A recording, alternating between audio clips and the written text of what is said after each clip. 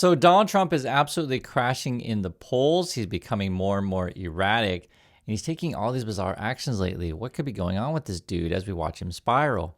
Check this out. This is Representative Ro Khanna who has something to say about this. Tomorrow at midnight is the deadline for Pam Bondi to release the Epstein files. That is what Thomas Massie and my bill calls for. It passed this body 427-1, passed the Senate 100-0, and the president signed it. Now, 3 federal judges have ordered the release of all of these files in Maxwell and Epstein's grand jury. Here is the reality. Any Justice Department official who does not comply with this law will be subject to prosecution for obstruction of justice. If Pam Bondi does not comply with the law, she will be held either in inherent contempt of Congress or subject to impeachment.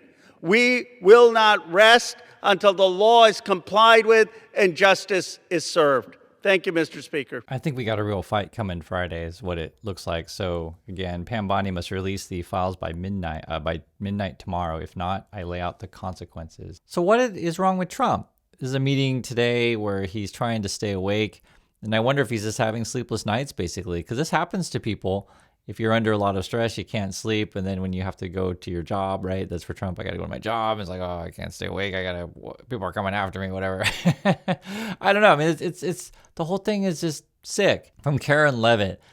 I have just been informed that the highly respected board of the Kennedy Center, so the most successful people from all parts of the world, have just voted unanimously to remain the Kennedy Center, the Trump Kennedy Center. Okay. Because of the unbelievable work President Trump has done over the last year in saving the building, not only from the standpoint of reconstruction, but also financially. And its reputation, congratulations to President J. Trump, and likewise, congratulations to President Kennedy. Because this will be about a truly great team long into the future, but President Kennedy's no longer with us. How we agree? The building will no doubt attain new levels of success and grandeur. And then my understanding is the board is like all Trump people.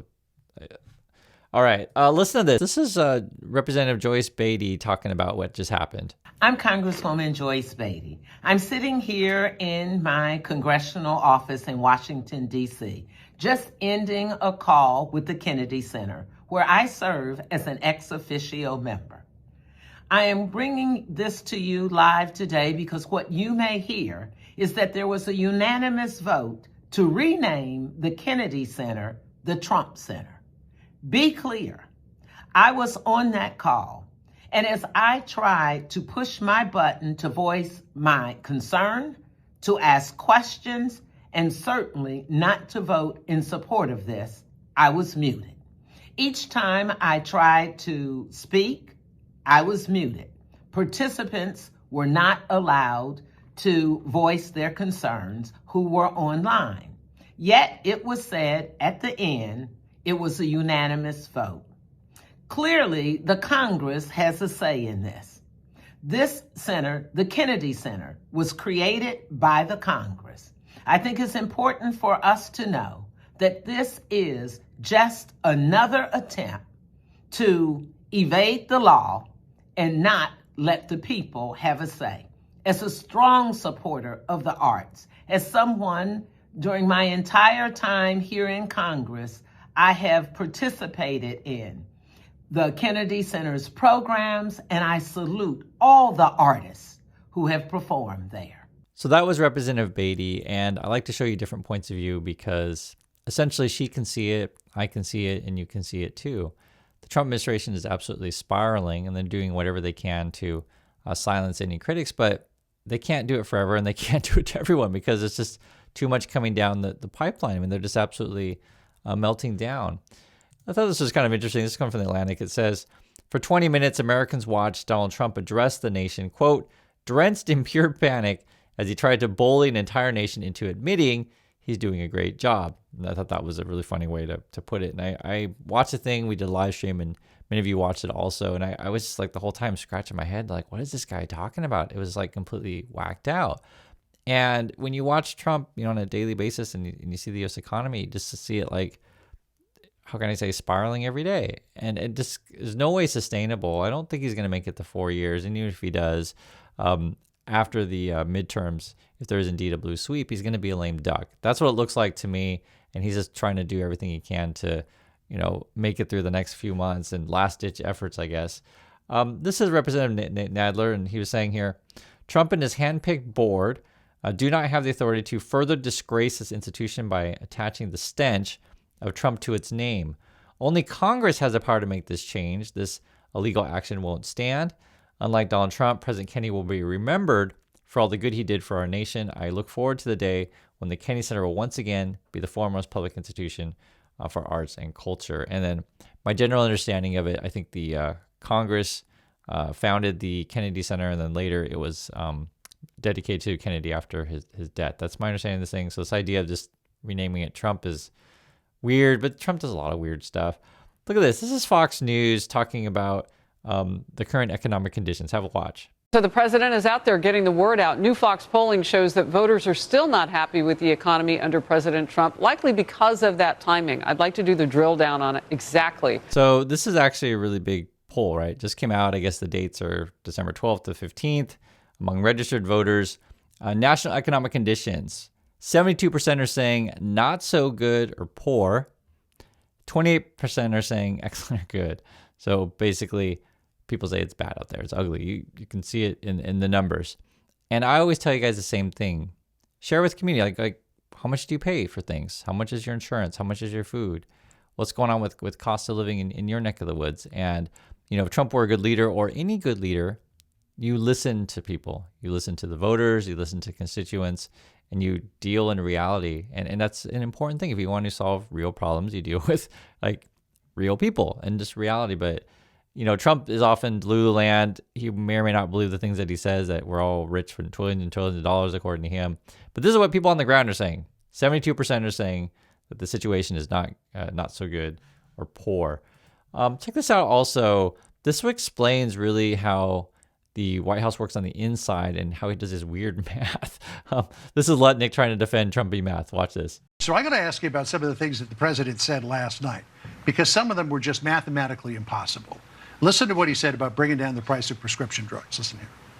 I negotiated directly with the drug companies and foreign nations, which were taking advantage of our country for many decades, to slash prices on drugs and pharmaceuticals by as much as 400, 500, and even 600%. Well, if you cut something by 100%, the cost goes down to zero. If you cut it by 4, 5, or 600%, the drug companies are actually paying you to take their product. So it raises the question, how much of last night's speech was hyperbole and how much was fact? No, what he's saying is you bring it, if a drug was $100 and you bring the drug down to $13, right? If you're looking at it from $13, it's down 7 times. It's not a 600%. Well, but it's 700% higher price before. It's down 700% now, right? So that's how they do Trump math over there. And here's the thing that's so funny about this stuff is that Trump's reading a speech, right? So someone would have purposely would have put these numbers in there. I don't think he's just doing it, ad lib. And so are they purposely trying to make Trump look like an idiot? And even, let's say even if someone writes me some weird bizarro speech where I'm telling you prices are down 600%, I don't have to necessarily read it. You're the president. You can do whatever you want. So I'll let you guys be the judge of that. But they're doubling down on the crazy math. Also, look at this. They're celebrating people looking for work. This is such a bizarre world over there. You mentioned that unemployment rate ticked up just a bit, and I'll tell you why. And it kind of gets in the weeds a little bit. I was with the vice president this week as well as we were talking to Pennsylvanians. When we count unemployment rate, you have to be looking for a job. Well, this tells us that more people are getting off the sidelines and they're looking for those jobs, and that's the exciting part. So more people in the workforce looking, that unemployment rate might tick up. But I think the exciting part is we're creating. I don't know. I mean, so I guess it's exciting that people are looking for jobs and don't have any money, and 72% of us are worried about the economy, and I think it's poor conditions. This is where we're at, and it's again frustrating to look at this stuff all the time, but I think it's coming to an end. As I said, midterms are coming because this stuff is just unsustainable. Americans aren't going to go with this stuff forever. And then you got this. The Trump administration plans to ramp up efforts to strip naturalized citizens of their citizenship, internal documents obtained by New York Times show, marking an aggressive new phase in President Trump's immigration crackdown. And I saw that I think they had some sort of goal of like taking away people's citizenship, maybe 100 to 200 people a month or something. Every day it's just like something whacked out, like stuff that usually people don't mess with. But I guess Trump people are like, okay, let's just talk about anything other than, Epstein stuff or whatever. For me, it's the economy. I focus on that. But I am curious what's going to happen with the Epstein thing because, as Ro kind of, laid out, you may be looking at impeachments or, contempt of courts, these kind of things. And then you have this. This was an interesting breakdown of one of the promises that Trump made in his recent speech. Person says, Jessica says, going on national TV to announce troop bonuses, but then quietly taking out their housing allowance fund is so typical of the White House. Totally gimmicky, likely illegal, and ultimately accomplishing nothing. So it's like basically all like a con game, right? Says Washington Journal is reporting the checks are actually coming from the One Big Beautiful Bill, and specifically a $2.9 billion fund for supplemental housing allowances, right? That's what's going on. So I'd like to hear your guys' thoughts on this. Please be careful out there, and just know, again, you're not alone. Other people can see it too, and we're watching the end of the Trump era live. That's my thoughts. I want to hear yours, and I'll catch you all in the next video.